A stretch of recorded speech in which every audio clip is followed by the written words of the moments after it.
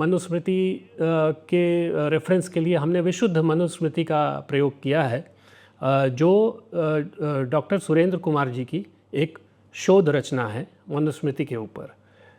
इसमें इसका प्रयोग इसलिए हुआ है क्योंकि मनुस्मृति हमारे सबसे पुरातन ग्रंथों में है और धर्मशास्त्रों में इसकी सबसे अधिक मान्यता है।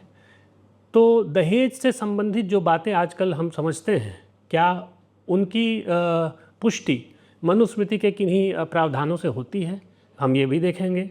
क्या हमारे संस्कृति का पार्ट है, क्या हमारे ट्रेडिशन का पार्ट है? उसका स्पष्ट उत्तर है नहीं। मनुस्मृति की बात अब हम कर रहे हैं। चैप्टर 3 वर्स नंबर 53 क्लियरली कहती है कि अपने बच्चे की शादी में किसी प्रकार का लेन देन जो है वो अपने बच्चे को बेचने के समान है। ठीक है, एक चीज़। दूसरा, यहाँ पे जब हम लेन देन की बात कर रहे हैं तो लेन देन इन द सेंस ऑफ कि पहले से तय, पहले से डिमांडेड। डावरी में ये समस्या यही है। मनुस्मृति में आभूषणों का आदान प्रदान नहीं मना किया गया है, लेकिन आप कहें कि नहीं साहब इससे कम आप देंगे तो हम विवाह करेंगे ही नहीं, ये इसका समर्थन बिल्कुल भी नहीं करता है। मनुस्मृति ने जो ये व्यवस्थाएं दी हैं, बाद के धर्मशास्त्रों ने और बाद के कई ऋषियों मुनियों ने कमोबेश इसको माना है। इसकी चाहे मनुस्मृति में ही ये श्लोक आता है, यत्र नार्यस्य पूज्यन्ते रमन्ते तत्र देवता।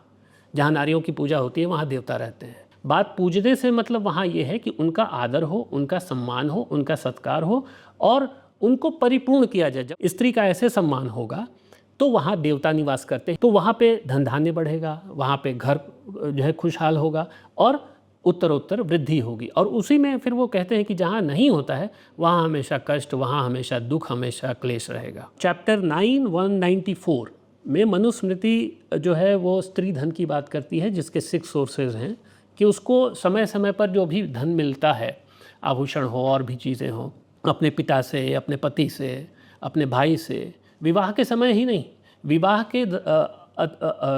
के अतिरिक्त भी पति को out of love, out of affection अगर वो कुछ ला के दे रहा है, वो स्त्री धन हो गया। पिता ने दिया, स्त्री धन हो गया।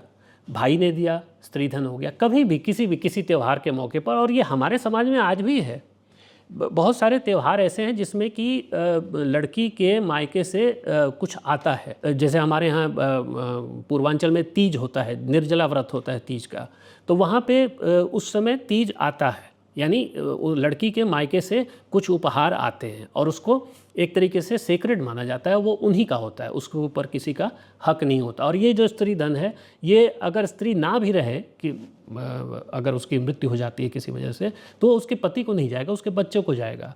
तो कुल मिला के अगर आप देखें तो अगर एक तरफ प्रॉपर्टी का एक वो चला आता है कि था दादा बाप बेटा, तो एक तरफ जो है नानी माँ बेटी, वो एक लीनिएज भी प्रॉपर्टी की बनती है। कि मनुस्मृति 3:31 चैप्टर 3 वर्स 31 असुर विवाह, आजकल के विवाह अधिकतर असुर विवाह हैं, जिसमें कन्या की इच्छा जाने बिना उसके जो ब्राइड ग्रूम है उसको कुछ ले दे के शादी कर दो बस। मनुस्मृति इसको अच्छा नहीं मानती है। कहते हैं ये मनुस्मृति 8 प्रकार के विवाह की बात करती है, पहले 4 ठीक माने गए हैं, अंतिम 4 ठीक नहीं माने गए हैं। ये असुर विवाह, जो ये डावरी का एक रूप जो है असुर विवाह और वो मेल खाता है, ये 5वें नंबर पे आता है। यानी this is the first stage of worst kind of marriages. Manusmriti chapter 9 verse number 89 में स्पष्ट कहती है कि भले ही डॉटर, आपकी बेटी, जीवन पर्यंत अपने पिता के घर में रह जाए, लेकिन अनडिज़र्विंग मैन से, अनडिज़र्विंग पर्सन से उसकी शादी नहीं करनी है। अब इससे अधिक क्लियर डिक्लेरेशन आपको क्या चाहिए कि हमारे जो शास्त्र हैं वो इस तरह के किसी भी डिस्क्रिमिनेशन को बढ़ावा नहीं देते हैं।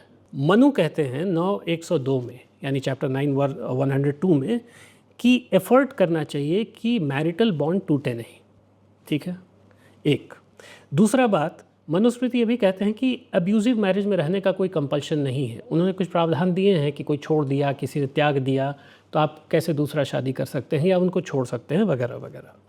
लेकिन कुछ जनरेशन्स में, पिछले जनरेशन में ये एक प्रीमियम हो गया कि नहीं, अगर आपने शादी कर ली तो आप निकल नहीं सकते, ठीक है। और इसी अवधारणा की वजह से शादियां और टूट रही हैं गलत कारणों से। और एक ये बन चुका है कि जो है डिवोर्स इजी से इजी किया जाए, डिवोर्स इजी किया जाए, क्यों हम इसमें जकड़े रहें।